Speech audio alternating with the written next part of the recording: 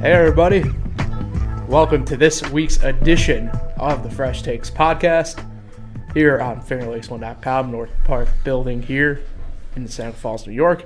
I, of course, am Paul Russo. Across from me, as always, the one, the only, in a standing, well, not standing, but praying position, Nick Felice. Nick, how you doing today, bud?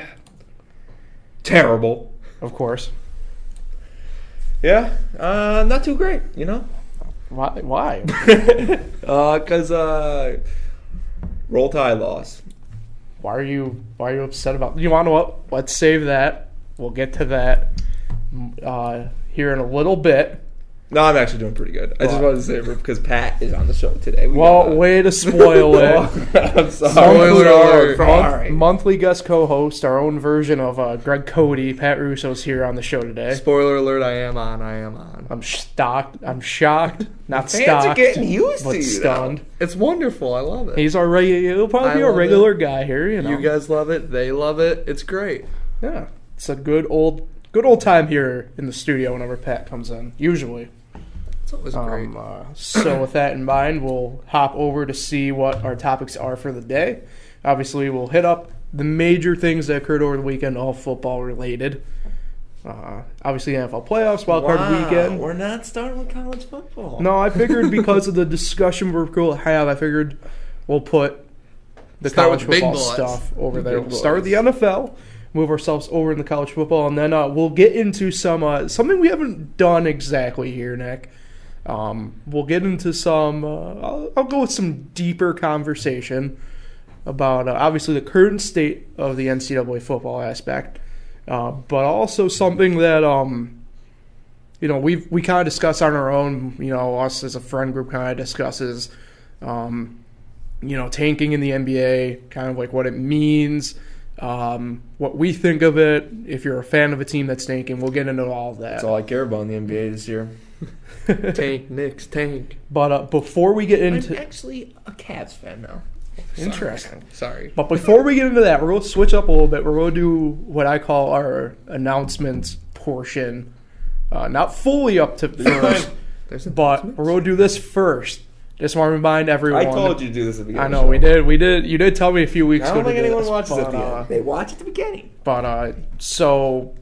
We'll tell you off the bat here. Give us a call in, 866-315-3591, extension 804.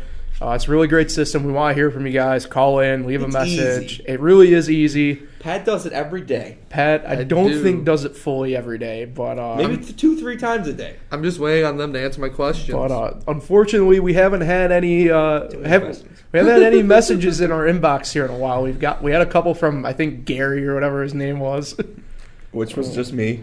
It was just Nick. If you didn't know, if you didn't know, that's really on you. His voice is very distinctive. But either way, guys, we really, guys and girls, whoever is listening out there, we really want to hear from you guys. It's a really great system that's been provided to us. Like I said, we do want to hear from you. Takes, questions. If you guys want us to discuss something that we aren't discussing, or you want us to tune into something or look into something, go ahead and let us know. It's a really great system. We want to hear from you guys.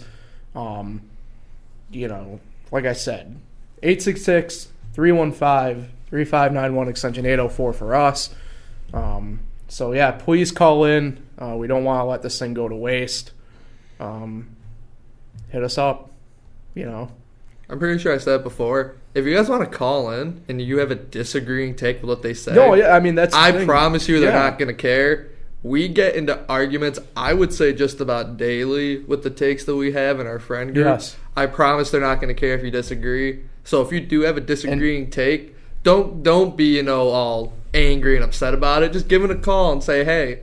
And even if we this, haven't that, even talked about it on the show yet, something like, maybe UFC, give us some more ideas, Look, we're not we admittedly are not proficient obviously in all sports. Not that we really are proficient in any sport. If you want to talk about cheerleading, non-sports, that's fine too. But golf cart racing. Yeah. I don't even think that's a thing, but let's make it like Pat said, seriously, it almost probably would make it more fun for us if you had a completely opposite view of what we got coming in. You know, it'd probably provide some really good discussion points. But like I said, please call in. You got the number right there. I'll say it again, 866-315-3591 extension. You know, if you're 804. watching this on your phone right now, screenshot it. Yeah. You know, you do the thing. And you got Nick's, gotta do the thing at the same time. and though. you got Nick's beautiful face too right now. And if you're watching on a computer, just pull your phone out, take the picture of it real quick, so Yeah. you got the number. Or if you want to download some quick free apps, there are some recording apps out there. You know, I don't know what they're called, but And if you have the latest they're version, right in the on App iOS, Store.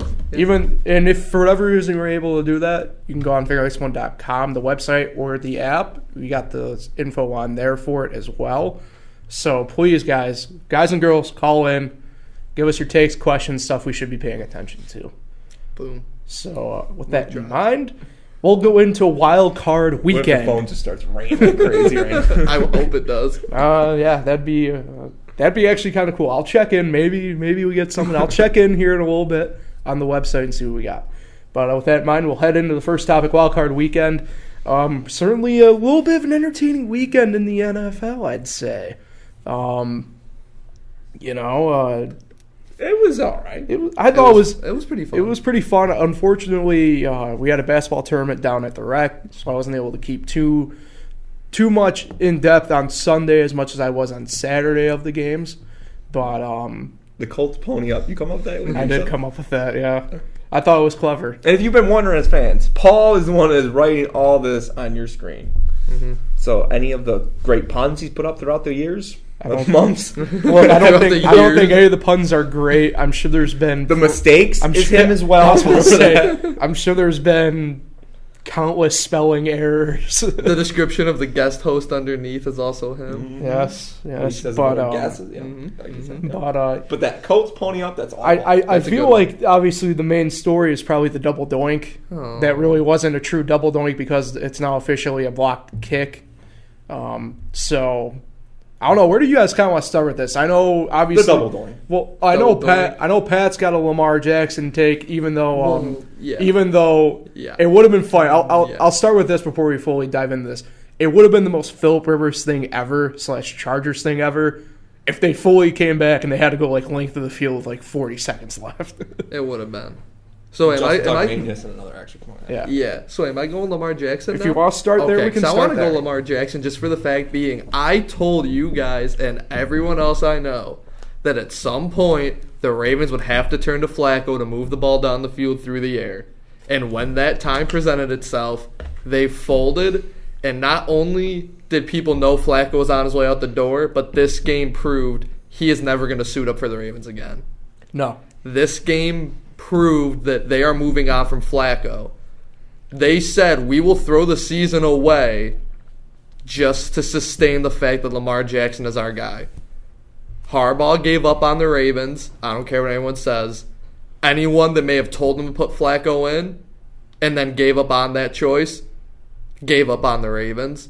Joe Flacco was ready to go. And I'm not by any means saying Flacco's elite. I'm not saying he's a great passer. But when it comes to him or Lamar Jackson, I will trust Flacco having to move the ball down the field through the air over Lamar Jackson.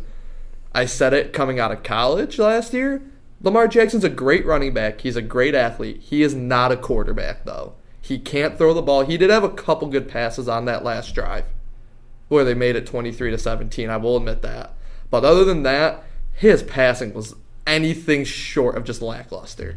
Yeah, so this is another quick thing here before we go to Nick. I wanted to say it's kind of funny the similarities, right? Because obviously Lamar is the future in Baltimore. I think we can all agree. I think they're in trouble with that. On that. Well, yeah, but what I'm talking about is for these first few years here, like he is their future. It's a lot like, not to foreshadow too much into obviously what we're going to get into and all that, but it's kind of like last year with Nick Saban in the championship game. He pulls Jalen Hurts for Tua, puts him in. So, and I do agree with you, Pat. I think you should have put in Flacco at the very least. What were you going to do? It's not like you were going to go down any further. Obviously, your season is on the line. So- You need to do what's best for your team to win the game. Yeah. And your best passer on the team is Joe Flacco. Your best pocket passer is Joe Flacco. So when you need to move the ball through the air, you need to turn to Joe Flacco. Yeah. And again, I'm not saying he's great by any means. Just because he has a Super Bowl MVP, it could have just been a flash of brilliance. And the fans were yelling for Flacco. They were. They wanted Flacco. But then Lamar Jackson. And then the players were standing up for Lamar Jackson. Even Flacco had mouthed under his breath, that's effed up at the fact that they were booing Lamar Jackson. So even though Flacco's on the bench, it shows so much about him that he's on the bench and he's taking like a man and he's saying, this is the guy that got us here and you're going to boo him as a fan. He did get him there. He did, but like, he beat the Browns. Like it's a different Browns team though. That it is a different Browns team. And one of the things I'm going to get into later when we bring up the Colts is the Texans and how overrated they are. But sticking to the Lamar Jackson thing, he's not a good passer. I don't know if it's a mechanics thing. I don't know what it is because obviously I've never played football. I've never been deep enough to know it. I just don't know if he can get it done moving forward as a passer. I just don't like how John Harbaugh just came out and said that Lamar Jackson's our guy next year and Joe Flacco should be looking for new teams. In your post-game interview, one of the first things he said was Lamar Jackson's our guy moving forward. Flacco's done. And I know the two places they've already pinpointed for Flacco are Jacksonville and Miami. I don't know why Miami, because when Tannehill's healthy, that's a very good team. And I'm not just saying because I'm a Dolphins fan, but they are a good team with Tannehill. Yeah. Jacksonville doesn't need a quarterback. And if Jacksonville has to play Baltimore next year and Flacco plays for Jacksonville, watch him pick that defense apart because he's been going against them for years. Watch him make Baltimore pay for the fact that they got rid of him. So I think one of the things too is with Lamar, and mind you, I think I'm the only one in this room who's seen him in person. Unless you were at that. I might have saw him at the grocery store, but that might have been somebody else. But the thing I've noticed, and I mean you see it obviously on TV, is that he does, and you talk about obviously the stuff, what makes a good quarterback, whatever. He doesn't really throw a tight ball. He does have an arm. I'll give him this. He has an arm behind him, but you can't do much with that arm if you can't throw a tight ball. One of the things I also want to point out, during that during the last drive of the game, I want to say he had 5 passes where they went 3 yards forward and his receivers or tight ends ran it for another 20. So I want to say 60 to 70% of his yards came from running after the catch. This dude can't throw the ball downfield consistently, and in the NFL, that will get you in trouble. Look at why the Chiefs are so explosive and why they're so good. Mahomes can sling it anywhere, anytime he wants. They either got to find a way to fix Lamar Jackson's mechanics or whatever, or they got to find another dude that can get it done. Because I love Cam Newton. He had one flash of brilliance, too. Name a scrambling quarterback that recently has won a Super Bowl. Nah, Kaepernick almost did. Almost. Scrambling quarterbacks can't get it done. Because when it comes down to it, you got to throw the ball. Yep. Eli won one. Oh, yeah, he's a scrambling quarterback. Eli's a scrambler. Right. He scrambled out of that one play to get it to Tyree. I mean, if we're talking about Manning brothers, then yeah, he's much more of a scrambler than Peyton, but that doesn't mean he's a scrambler. Nick, you got anything to take away from this game? The Ravens-Chargers one? For the Chargers. I'm a big Chargers guy. I'm on the train. I'm on the Chargers train. You want to get a Melvin Gordon jersey with me if they win on Sunday? If they were playing the Chiefs, yeah. They ain't beating the Patriots. This is the Chargers we're talking about. We're talking about the Patriots. The last time I think the Patriots lost in the divisional round or fewer, God, it had to have been like 2. 2 what? 2 years old. It's what they've gone to 7 straight AFC title games. I think so. Something crazy like that. Yeah. Yeah. That's not. They're gonna go back because they have that shitty division every year. They get that bye, and they get a chance at the AFC title game, which really gives them a chance at the Super Bowl, which they win half the time, over half. So yeah, we'll go then to We'll stick with the Sunday games. You defend the Bills. All right. We'll stick with the Sunday game here, and obviously the Eagles Bears game featuring the double doink. Yeah, that was actually kind of a fun game to watch. It was fun. Did you know it's actually called the tip double doink now? Well, they're saying it's tip. I also think that's a little bit of a scapegoat. Because, okay, now here's the thing. Earlier in that game, the Bears punted it. A player for Philly got his hand on it, but it went forward. It was ruled a punt, not a block, because the ball went forward. So why on a field goal is it considered a block if the ball still goes forward? good question. I think it's just kind of a scapegoat for him. I still feel terrible. Does every block in the NBA go backwards? No. That's not necessarily inadvertently true, though. But anyways, I just feel bad for the guy, and anyone that is trying to say that it's easy to make a 43-yard field goal, I dare you to walk out to a football field, stand on the goal line, walk out 33 yards, have someone hold the ball for you, and kick it. And you tell me how easy that is. Because I guarantee you, you will not make it 20 yards. Kicking a 43-yard field goal, even as a professional, is a lot harder than you might think it is. yeah, I've tried it. My senior year for soccer, we all tried it. But Pat, It's hard. you're a Fresh Takes podcast guest host. He's a professional kicker. You're right. But what I'm saying is there were people on social media afterwards saying it's a 43-yard field goal, it's easy to make. And these are guys that just sit on their couch and watch football all day. I got you. I think another interesting stat here from the Bears head was Tariq Cohen, fantasy football darling in our league, by the way. I don't know who ended up with him, but I know it was very big.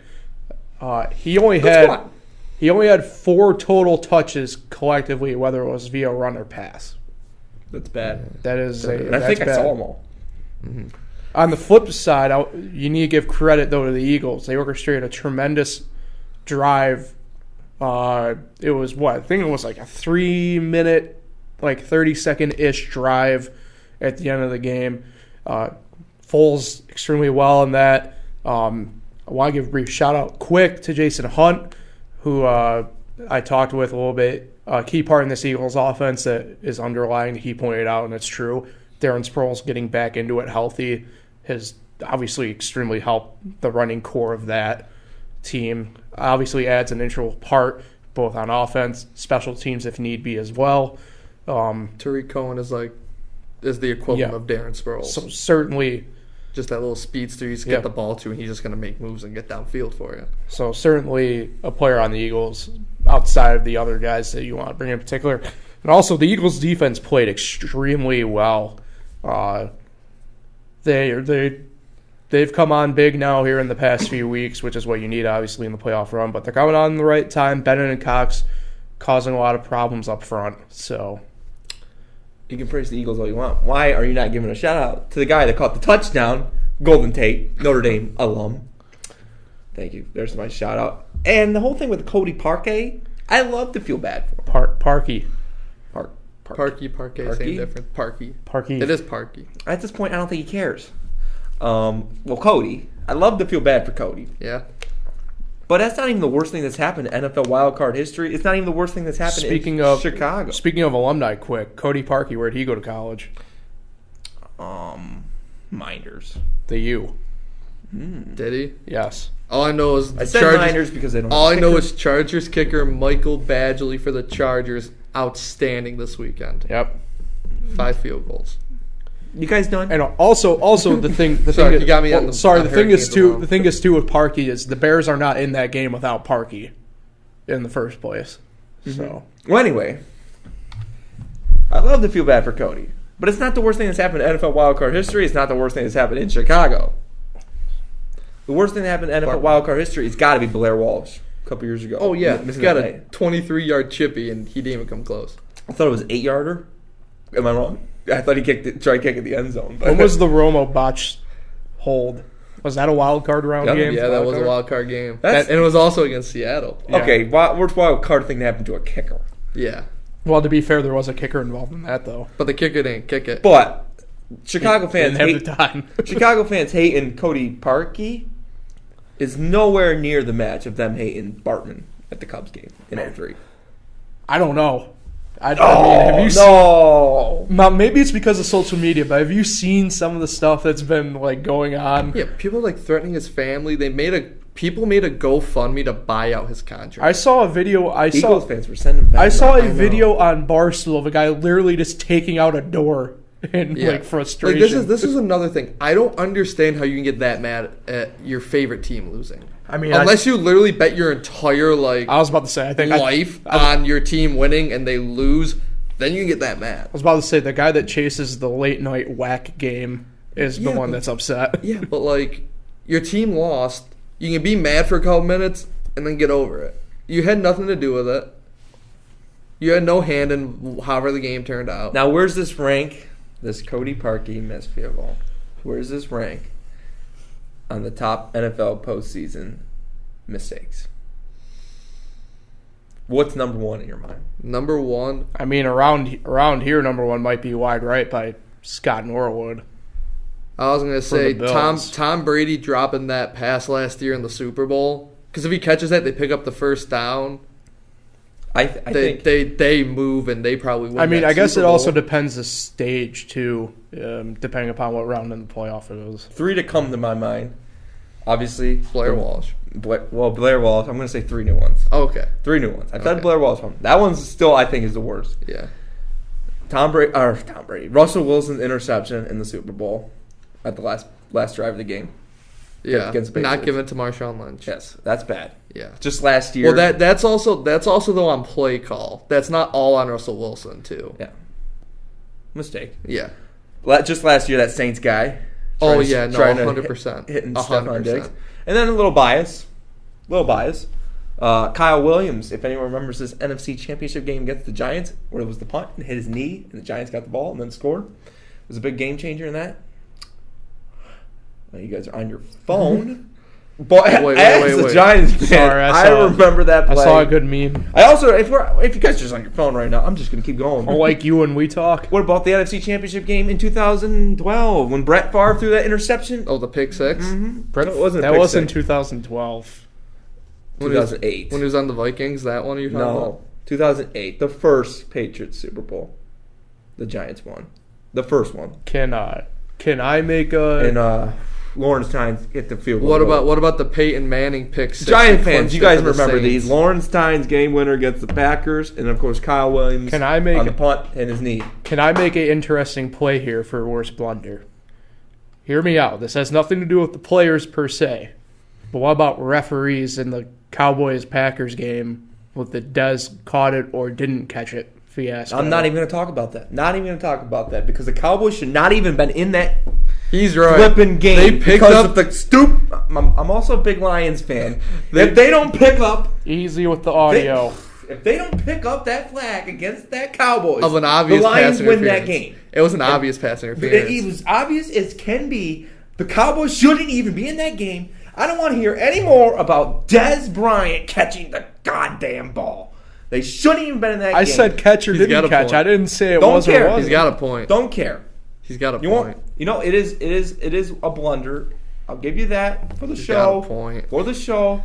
I'm a Cowboys hater, a Lions supporter. So am I. He's got a point. I'm not talking about him.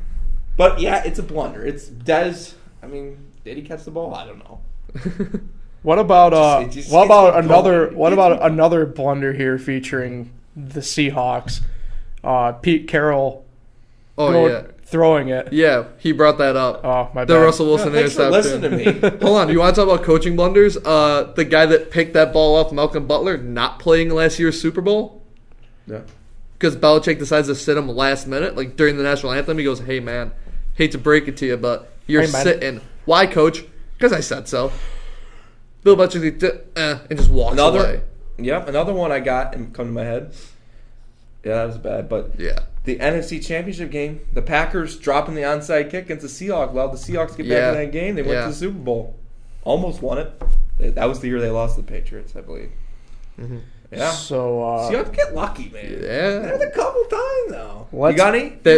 No, but the thing is, the Seahawks are a team that you can't let them catch any breaks because they're good enough that they will capitalize off of it. Yeah. That's the thing. Like, if you allow Russell Wilson one extra possession to tie it up, 99% chance he ties it up. Mm-hmm. So, let's pivot then from the blunders and quickly get into we'll have to quickly do the Saturday games here so that way we can move this thing along a little bit. Obviously, the Colts at the Texans. Colts win. They went scoreless in the second half, but it didn't really matter. Honestly, speaking of fun facts, I don't know if you guys were saying the fun facts before the show. I can't remember. Yeah. Or it was before the show? It was 100% before the show. I think every team that played in that time slot last week played in the same time slot this week. Probably. I think. Yeah, pretty much. Is the Patriots the 1 o'clock game? Yeah. Yeah, everyone Chargers, who was in their time slot last week is again this week. Same amount of rest? Yeah. Mm-hmm. Okay, back to you, Paul. Right. So, yeah, the Colts, they win. Seahawks lose by 2, 24-22 against the Cowboys. Not a ton really, I guess, to say about those games. I know Texans are overrated. Oh yeah, I was winning. I said it. I was trying to gracefully Will you lead turn this this in, thing but he has something to say over it. how about Nick? How about I control this as I was saying something? No one listened to me on this one either. The Texans, 10-game win streak. Who was the best team they beat during that 10-game win streak? The Bills. Oh, but they're good because they have a 10-game win streak. Oh, they're this amazing team because they have a 10-game win streak. What did the Colts just do to them? Absolutely dismantled them. The Colts might pull it off again this weekend. Don't know. Chiefs are good. You never know. They're better than the Texans, especially offensively. Deshaun Watson, come playoff time, he disappears. This ain't college anymore. But remember, he can't hide behind Dabo. Andrew Luck's played 7 more postseason games than Mahomes. That is true. And this is Mahomes' first full year as a starter. Sometimes that does catch up to guys. Second year in the league. First full year as a starter, though. That's what it was getting ahead. Yeah.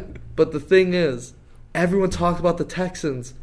And you could see the Colts winning this game coming about 3 weeks ago. About 3 weeks ago, you could say the Colts are getting into the playoffs. They're getting the 6th seed. They got the 5 seed. No, they got the 6th seed. They're going to play the Texans, and they're going to beat them in the first round. And they did.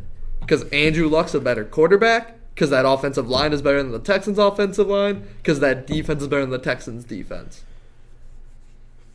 The Colts, honestly, you had the 2 division winners win this weekend in the AFC, and the 2 wildcard teams lost.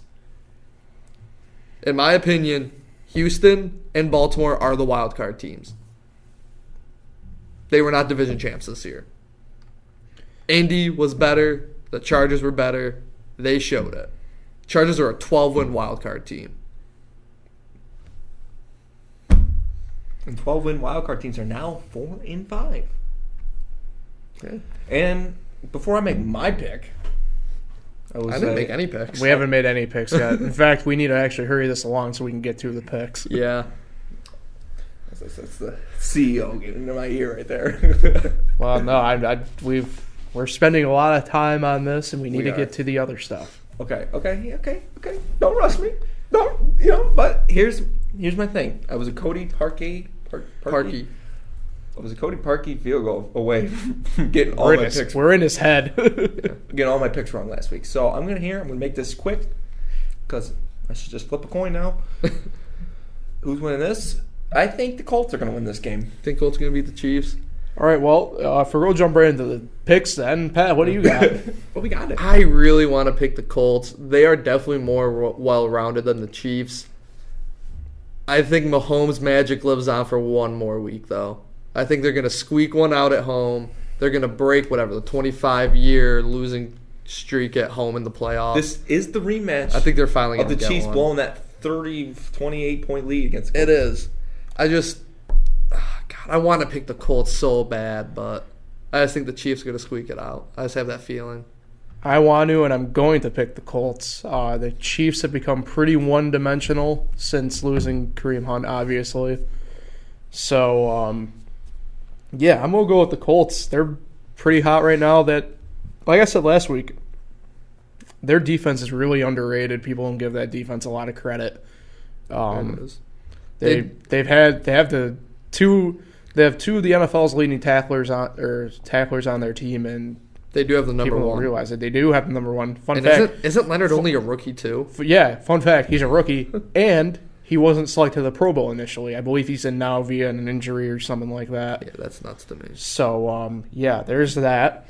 So I'm going to go with the Colts. I really do like the Colts in that matchup. They're the hottest team. They are. The only thing is the key for the Colts, I don't think Houston ever had their fans in the game. I don't think they were ever in it. I don't even think it was because the Colts scored on the opening drive. They just need to find a way to get the Chiefs fans. They need to find a way to get Arrowhead out of that game early. Because if those fans are in it till the end, they're in trouble. Yeah. That's all I got to say about it. Kareem Hunt plays a factor. Kareem Hunt does. Not having him is huge. So the other Saturday game is the Cowboys at the Rams. The Colts game is 4:35, by the way. And then the Cowboys-Rams. And it's on NBC? 8:15. Is the Colts Chiefs on NBC? I think Cowboys-Rams is on NBC, I thought. Really? No. I figured because of Dallas they'd be Fox. No. I already know. Troy Aikman's got his boys. There you go. All right, either way, Rams, Cowboys, really weird matchup. Rams kind of, I wouldn't say they really stumbled down the stretch, but they certainly weren't hitting on their high notes. And then again, at the same time, the Cowboys kind of finished up relatively strong. Squeaked the one out really against Seattle. I like the Rams. I don't quite know what the spread is in the game, but if you're betting that way, I feel like I'd be taking the Cowboys. I think it was 5.5 yeah. last I knew. In the straight up matchup, I'm gonna go with the Rams though. I just feel like they have a bit too much firepower on offense.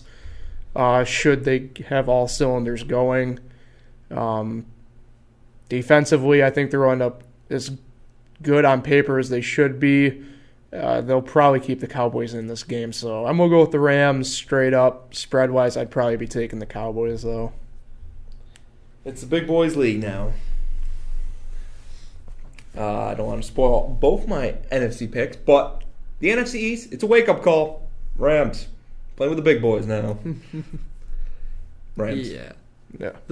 The Rams got to get back to what their offense is, and that's 30 touches for Todd Gurley. So give me the Rams. Yeah, give me the Rams. I think pretty handily. I think the big names on that defense are finally going to all click at the same time. Because coming into the year, everyone, we got Talib, Peters, Sue, Cowboys. Donald's back. Cowboys haven't been to an NFC Championship game since the last time they went to the Super Bowl. And that's gonna stay. It's gonna stay that way. It's gonna stay. If Gurley gets us 30 touches, I don't see the Cowboys really being that close in the game. No, because that's why they sputtered. The Rams didn't give Gurley his touches. They just got to make sure that the number one guy in the league gets his touches on offense. Yep. All right, on Sunday, the 105 game, Chargers at the Patriots. Give me the Chargers handily. 2 or 3 possessions. This ain't the same Brady. Pat, I think you forget that Tom Brady's playing the game. It's not the same And you Brady. know what the fans want to see. You know what the NFL wants to see. Wait. You know the fans don't want to see Brady. The NFL does. The fans the don't. NFL definitely does because... But the fans You know what's going to happen? We're getting a Deflate Gate 2. They want to get Brady's redemption back. Wouldn't it be something, though, if something happens to the footballs again, if it's Colts, Patriots? Look, all I'm saying is this is a different Brady. This is a different Gronk. James White has been... They've taken James White out of the offense. Josh Gordon's gone. Takes away their most explosive receiver. They don't have a deep threat anymore. So they got to rely on 5-6 yards every single play to just slowly move the ball. And that Chargers defense is legit. And if I'm being honest, I don't see Brady putting up 14 points against this defense. I don't. Yep. I think the Chargers are going to win this 30-14. No problem. Yeah, I'm gonna go with the Chargers. I don't think that big, but And that Melvin Gordon jersey going to be coming in the mail on Friday when it happens. I know what the Chargers, though. The Patriots slowed down really by the end of the year. Gronk simply, I don't think, is healthy. Obviously, I think age is really starting to show now with Brady a little bit as well. So that's where I stand. Deflate too. We'll have to do this last pick relatively quickly. I'm with it.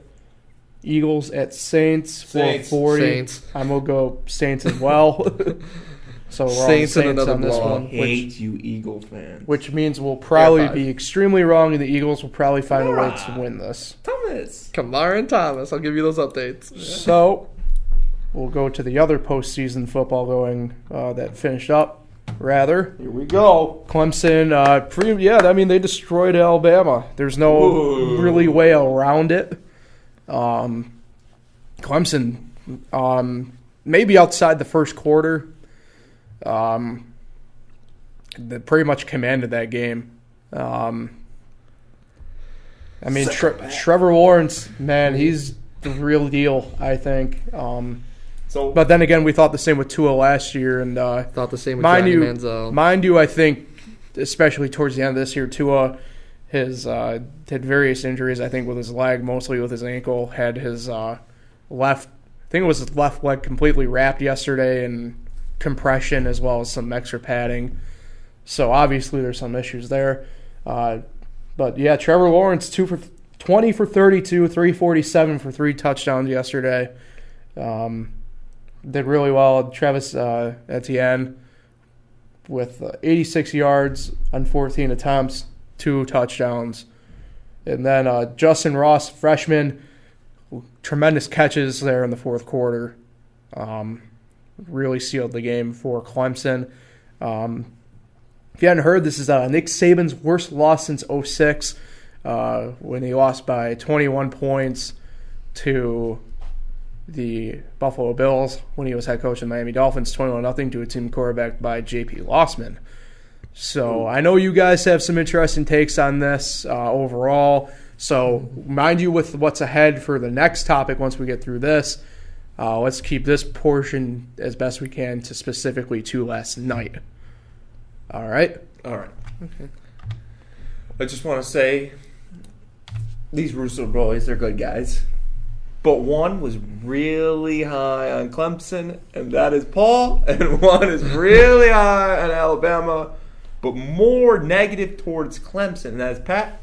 That's all I'm going to say. Bring it to Pat. What's he got? No. I had said they were overrated all year. They did nothing to impress me. They blew out the bad teams. They played Cuse. Cuse played them tough. I don't care that Trevor Lawrence was out for the second half.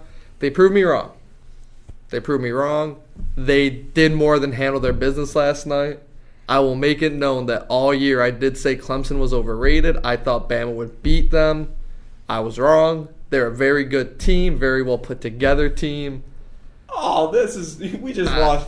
I still hate them. Viewers. Don't get me wrong. I still hate Clemson with a passion. We've had four. I mean, we're trying to get ratings. Dude, it's all about the U. I'm a Hurricane until the day I die. But and that's why you hate Clemson. Pat is people now.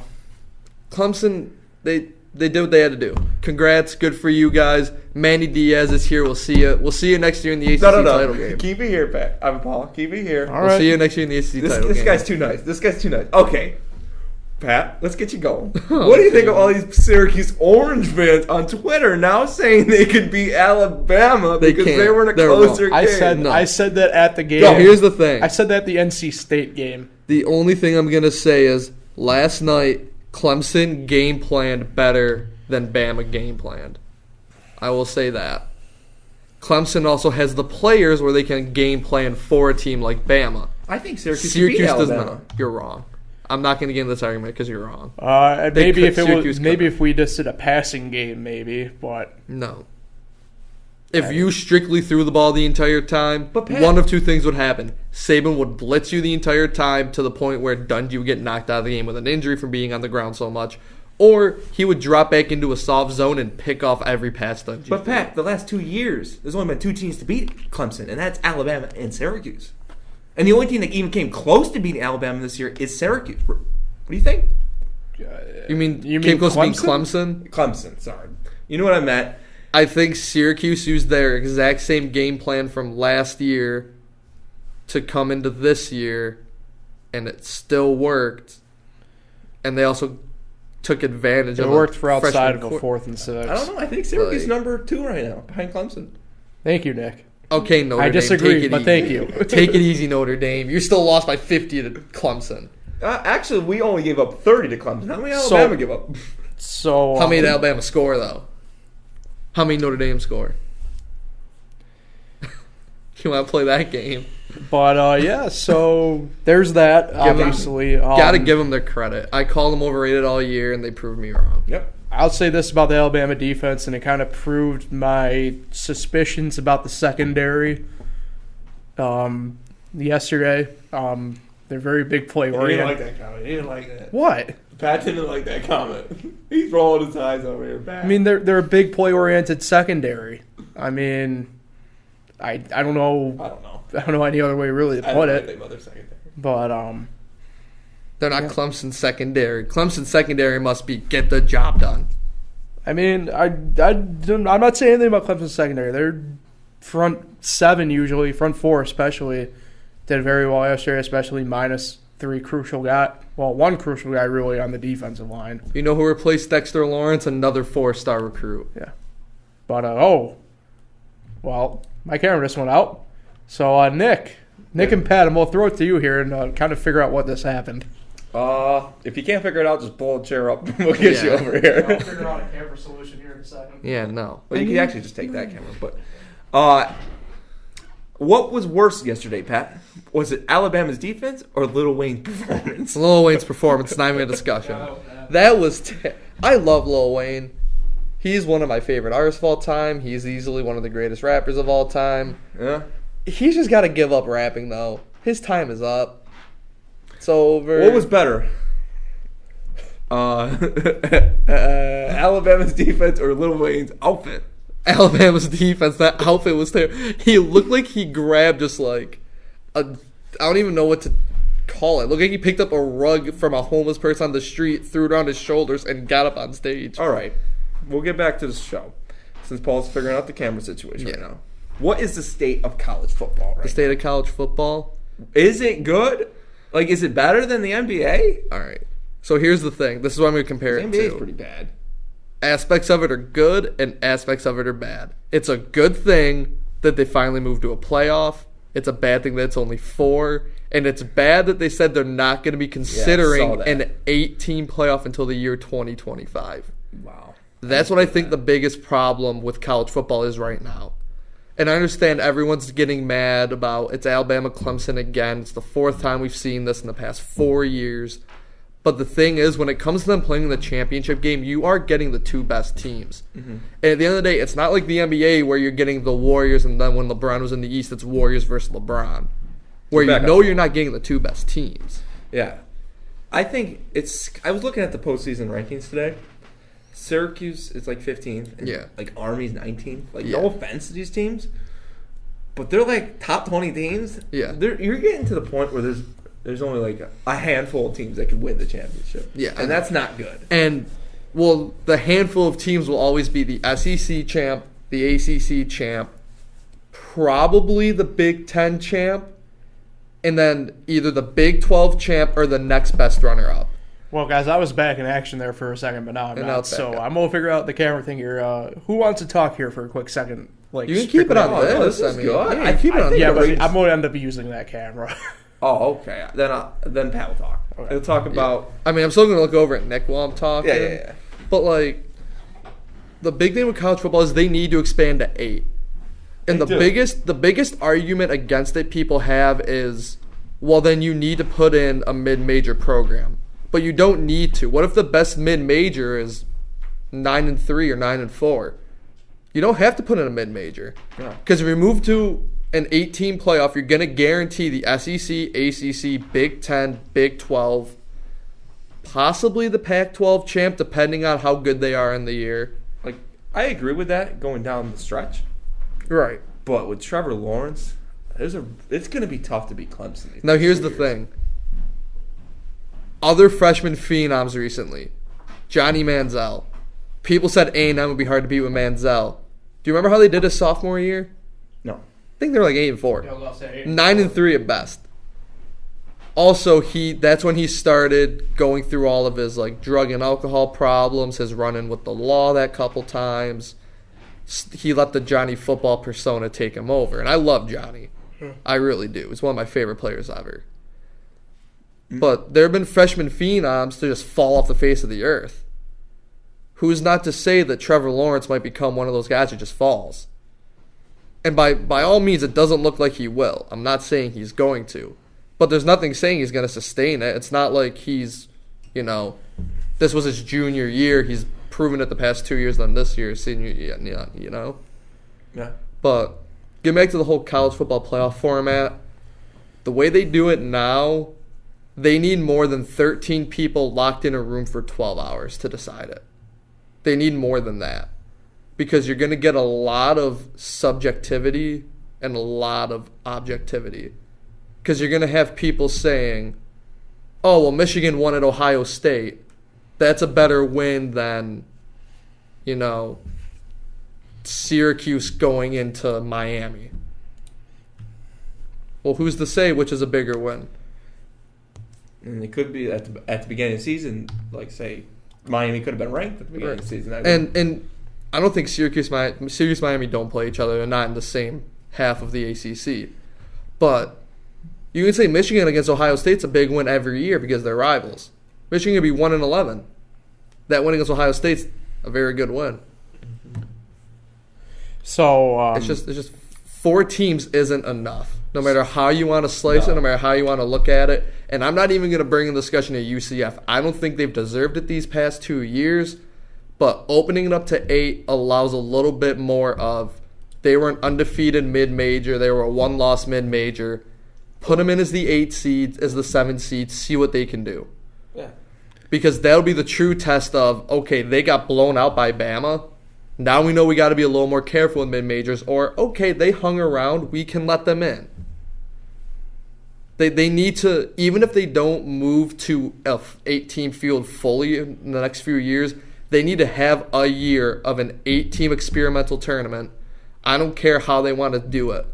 You need to have some sort of 8-team experimental tournament, even if it's every single runner-up gets into an 8-team tournament. You need to experiment with it and find out what it's like. Yeah, so now that I'm kind of back here online a little bit here on a different angle, yeah, I'm probably the biggest college football fan out of the 3 of us. Definitely. Oh, hell yeah. I think overall, sports are in relatively good shape still. I do agree with you guys that at the moment, there's only 5 teams that, I guess maybe 5 or 6 on paper that can probably contend every year for a title. But that's kind of always been the trend, I feel like, at least in our lifetime for the most part. You look at it, for a little bit there, they only won 1, should have had 2 at least. Pat your Hurricanes, obviously. Should have beat Ohio State the Fiesta Bowl, but you look at it and they interference flag after the Canes already started celebrating. So that kind of transitions from that to say, I guess for sure, obviously USC, the Pete Carroll teams, Texas for a while with Mac Brown as well, and they might be back. Obviously we get into Bama, Auburn, maybe not as much. They usually peak in Valley, maybe the sharpest out of all these teams that we consider in this. Clemson now, obviously Alabama now. But yeah, I understand that logic. Playoff thing's a whole entire different thing. I agree 100% with you guys. It needs to be an 8-team playoff. I don't get why this committee thinks that 4 teams is better than the 8. If you're the playoff committee, you get an 8-team playoff, you'll get from their only standpoint they care about, that's more money. So I don't get it. I've seen different ideas float around too with the postseason stuff, like you should play the bowl games before the season. It's pointless. You don't reward the kids who played the last season, especially obviously the seniors. I mean, you shouldn't be rewarding 6-6 and 7-5 teams anyways. I agree with you on that a little bit, Pat. It's the only thing I dislike about college football. Is you don't need 50 bowl games. If your team is 6-6, if you were only able to win every other game during your season, you don't deserve to play in the postseason. In any other professional sport, if you go 500, you might be lucky to sniff a playoff spot, and that's only in the NBA. If you go 500 in baseball, you're not going into the wild card. If you're 500 in hockey, I don't think so anyways. I don't think you're going into the playoffs. Well, hockey's different because they do the point system, but odds are a 500 team wouldn't get in the NHL. This year in football even, what are the records of the wild card teams? You had a 12 win. I think Seahawks and Colts were both 9-win teams. They were the lowest record. No, because Seahawks were the 5 seed. Eagles had 9. So they're still above 500. If you go 500, you don't deserve to play in the postseason. Unless you win the division at 7-9. Yeah. And I understand the schools aren't going to say no because the schools are going to get money from it. But let's be real. Who's sitting down and watching the Idaho Potato Bowl with 6-6 Wyoming and 6-6 Idaho? Because I'm telling you I'm not. I'm telling you college football fans are not. Mr. Potato Heads. Phone down. Nice. This has been an odd show. Yeah, it really has. We should probably get to last. Yeah, we will head to this last thing here. Good take. Yeah. Press take. So, so kind of transition a little bit here in addition.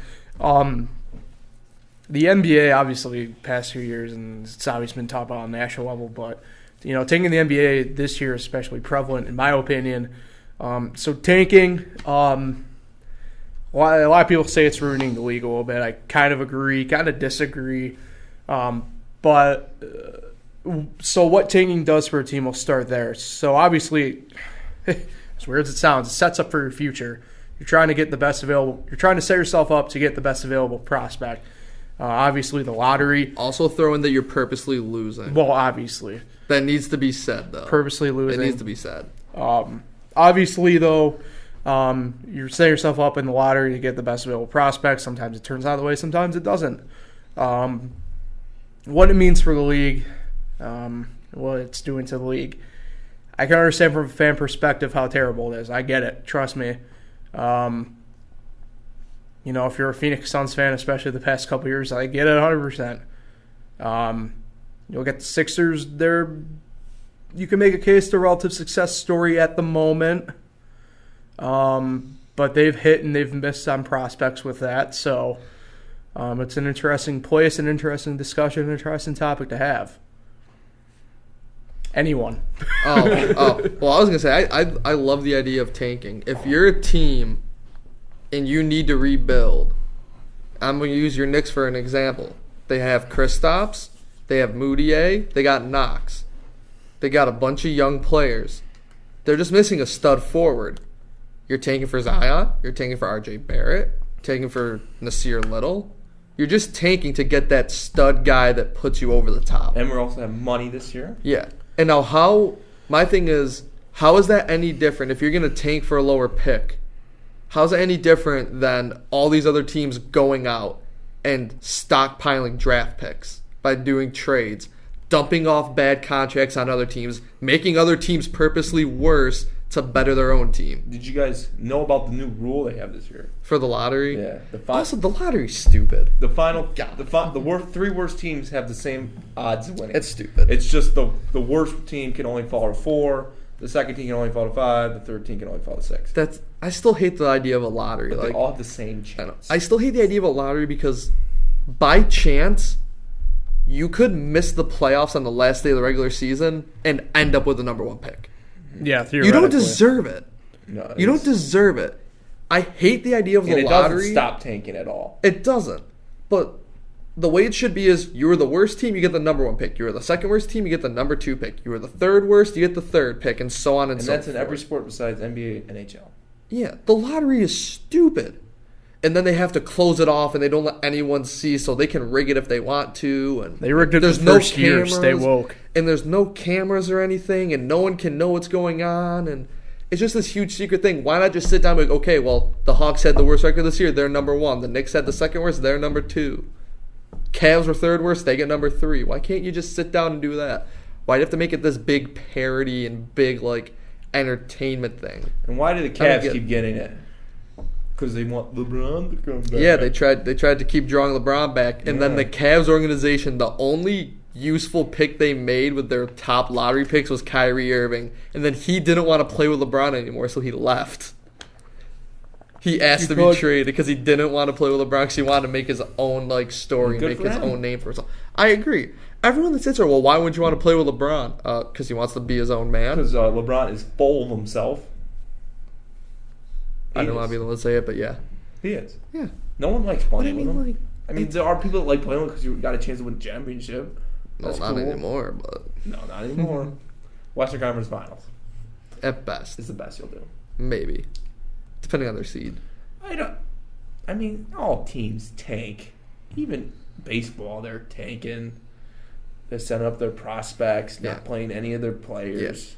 See, that's the other thing. Like, it's in every sport. Yeah, well, I think it's actually the opposite kind of what you said in baseball, the way they tank. Well, the Sixers have even been asked, like, when they were trying to rebuild their team, like, are you guys trying to tank? And, like, almost with, like, a sheepish smile. Their coach said, no, of course not. Why would we do that? We want to win. Every player will use that excuse, and every coach and executive will use that excuse. But when you're eyeing down the number 1 pick and you know who your guy is to lead your franchise to the top, you'll get him if it means losing 70 games. Oh, yeah. The players want to win. Yeah. Because especially, like, when they asked the Sixers that, LeBron was still in the East. If you look at your team and you say, we cannot get past LeBron, why wouldn't you try to lose to get a better pick? Because you know if you're not going to get by LeBron, why not make your team better? Yeah, if you're not going to get by the Raptors, if you're not going to get by the Celtics, knowing you were the Sixers and you were somehow still more of a laughingstock than the Nets were like 6 years ago, and you knew that you couldn't even get by the Nets, keep losing. And I don't think it's going to pan out for them. You found a guard that cannot shoot the basketball outside the lane. Yeah. Paul, what's your take? Like you said something about baseball? I clicked on the wrong camera there. Well, baseball's kind of weird in the way they do their tanking because they don't necessarily call up their prospects. They'll just keep kind of the team they got and trade away and just have worse. Whoever they brought in from the other team usually just keep them because the whole entire service time with the MLB. You'll see it this year with Toronto, if you're a diehard baseball fan, with Vladimir Guerrero Jr. He won't be up until June because they're trying to save his service time and keep him as a rookie, which allows him full other year control. But yeah, tanking the NBA, it's almost like if you're not good, you're better off doing it. I mean, as a Heat fan, most days than not, I really wish sometimes they would just blow it up. And the Heat are in a weird spot. Because that's the thing. Like the 7, 6 seed. Well, that's same with the Nets. They're sitting 7, 8. Well, that's the thing, right? Because they're just treading water where they're at. They're only going to be a couple games up on 500 in the year. I mean, what's the point? Yeah. I mean, as terrible as that sounds, I'd rather be gunning to get a guy like Zion. It's like the Wizards. That's why they haven't done anything. They've been stuck in the same spot. As much as I don't think Zion's a really probably not as great as people think he athletic. Is, but he's athletic. I mean, obviously he's going to be the top, more than likely going to be the top pick this year, unless something drastic happens. Yeah, I mean, I'd assume rather go after a guy like Zion or R.J. Barrett or Nasir Little or any one of these. Any one of these, top prospects right now in college, or even in Europe. I mean, now look at. I mean, kind of flush if you look at these people. I know Bleach Report came out with it the other day. Their redraft for the NBA draft last year, and Luka Doncic is hands like leagues above, where he should have been, even though he was drafted still top 10. I think he was 6th. He was drafted by the Hawks, number 3, traded to Dallas, who had the 5th pick. Yeah, and then Dallas took Trae Young to give to Atlanta because so, Dallas wanted Doncic. I mean, Doncic is clearly the guy, looking at who should have been number 1. That's the thing now with a lot of these European players is you'll see now. Usually don't hear too much about the European players here, I think, for another month or so, give or take. Yeah, and obviously you got hidden gems. Even you want to go back further, especially on the European side, a guy like Giannis, who people had extremely low relatively compared to other top picks in the 2013 draft, which was a 2012. Did you see what he looked like coming in? Well, no, I agree, but I mean, he was how tall is he? Like 6'8"? At the time, yeah. He was like 6'8", 150 pounds soaking wet when he came into the league. Who's this? Giannis. Like, look up a picture from his rookie year. I mean, yeah, I can understand why there were low expectations for Giannis coming in. But like I said, I understand as a fan where it could be frustrating, and I get that. I see how frustrated Nick gets with the Knicks, and obviously other Knicks fans that I know and I'm friends with, and aren't you happy they're tanking? Oh, absolutely. Well, yeah, but I'm talking about getting to this point though, where it's. Oh yeah, it's not been fun. Yeah, no, it's fun since high school. And obviously, Pat, you're a Nets fan, and up until they're winning now. They got a good young core, and up until really this year and maybe midway through last year, it wasn't exactly a fun time to be watching basketball of your favorite team. No, I mean, Atkinson's turning the team around. They got a good young core. My big thing with the Nets is I don't want them to tank just because this upcoming offseason they have 2 spots available for max deals. They could very quite easily pull in 2 guys. They could dangle a hometown thing for Kemba, who's from Brooklyn, not give him a max deal, just say, if you come here, we'll get you like Jimmy Butler and KD to play with. Then you move D'Angelo Russell for some picks, Dinwiddie off the bench, you got Jared Allen down low still, you got that Kurucs guy. They could be a solid team. I'm all for tanking. Mm-hmm. So, with that in mind, that we'll wrap up the podcast for this week. Big thanks again to Pat. Thank you, guys. We'll see you. Thank you. Next month sometime. I will be here. You will be here for the special Super Bowl recap. I will be. A 1-year anniversary. Potentially. It all depends with his work schedule and hopefully I'll all be the fun here. stuff. So. But yeah, thanks Pat for coming on. No problem. That's right. Hold fact. on. Your fun fact. Fun fact. 2013, Myers Academy Baseball in sectional finals. Me and Nick were a part of that team. Of all the teams that won sectionals that year, we scored the most runs in the finals. And then the team we ended up playing in the next round, who had the second most, we ended up shutting out. There's your fun fact, guys. Stat of the day. There's your fun fact. Nick, we usually go to you for the shout-out, so who you got this week?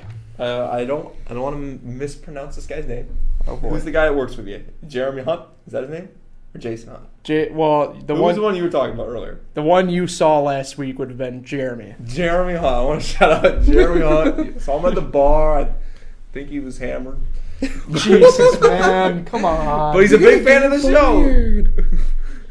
Way to make things weird. At a bar. Yeah. Way to make things weird. Maybe DDing. Great. Thanks, Nick. Well, anyway, he's a big fan of the show, big fan of Paul.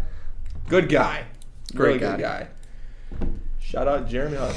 So with that in mind, big thanks to Nick and Pat again, obviously. Thank you. We will catch everyone next Tuesday, same time, same place. Download the app. Please like, share, subscribe, all the fun stuff. Make sure you call in. We'll catch you next time on the Fresh Takes Podcast.